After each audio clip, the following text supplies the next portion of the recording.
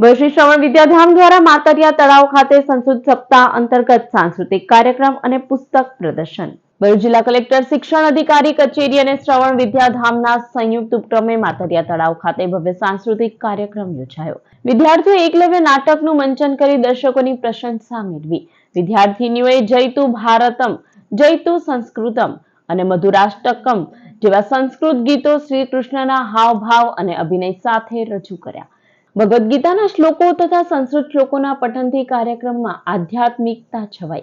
દિવ્યાનીબેનના નેતૃત્વ હેઠળનું સમૂહ ગીત અને નર્મદાષ્ટકમનું સુમધુર ગાન વિશેષ આકર્ષણ બન્યું. પ્રદર્શન વિભાગમાં વિદ્યાર્થીઓએ સંસ્કૃત ચાર્ટ, વિવિધ સંસ્કૃત પુસ્તકો અને માહિતીસભર પોસ્ટરો પ્રદર્શિત કર્યા.